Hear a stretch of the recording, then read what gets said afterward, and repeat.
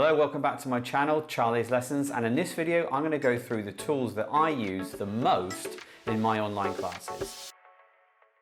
Now, each of these tools serves a different function in the online classroom, but putting them all together is going to make sure that your classes are productive, fun, and engaging for your students. So the first tool is, where are you going to teach? Obviously, when you're teaching online, you don't have a classroom. So I use Zoom.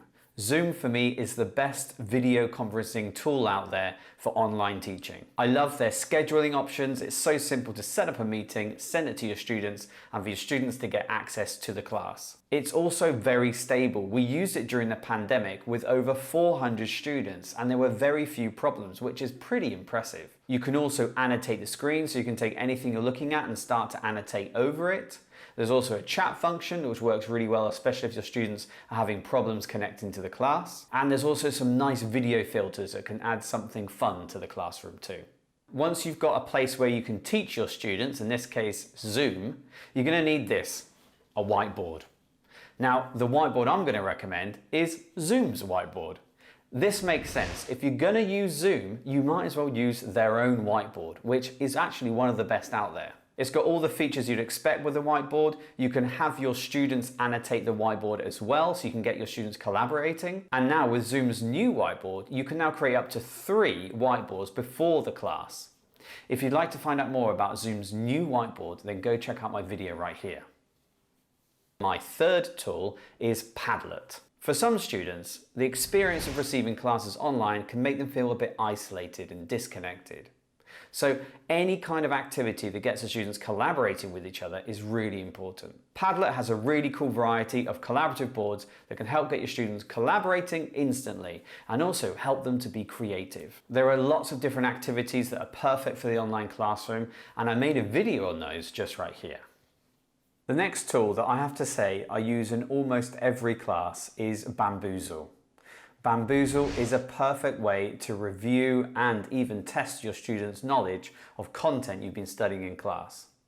The variety of games that are available means that no game is ever the same, and that your students will always respond positively to practicing language in this way. It works with almost any age group or level because you can use it with kids, teens, and even adults. Actually, the adults are the ones that like it the most. Like I said, I'll use it to review language, but I'll also use it at the end of the class, just as something fun to do before we all say goodbye. Remember, it doesn't always have to be a game about something you've been studying. Mix it up. Play games that are about content that the students are not familiar with, or content that's just a bit fun. I did a tutorial video on Bamboozle, which is just right here.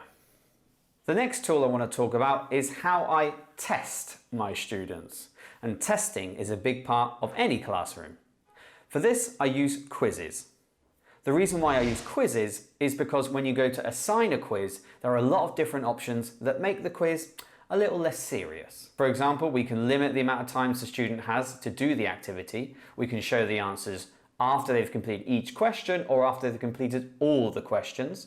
We have a redemption question. We have an extra life and power-ups.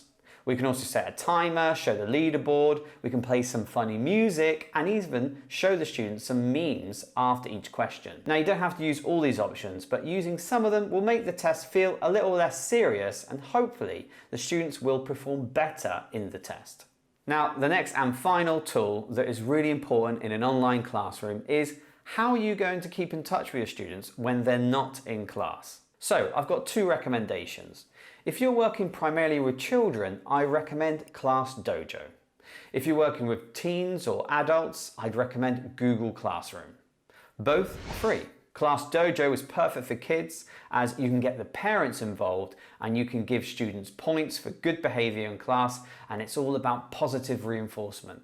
So we use Class Dojo in our school and our students love it. You can share documents with your students, the students can build their own portfolios, and the parents can connect and see how their student is getting on by looking at how many points they've won this week and the previous week. If you'd like to learn more about Class Dojo, then I did make a tutorial right here.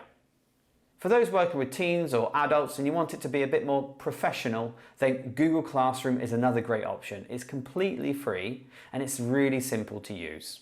You can get your students into the classroom really easily by inviting them or giving them the code to access the classroom. All they need is a Gmail account. And with Google Classroom, you can share everything you need to share with a student. You can share videos, websites, documents, anything. So if you're that kind of teacher who likes giving your students homework, well, Google Classroom is for you. Thank you for watching. I'll see you in the next video.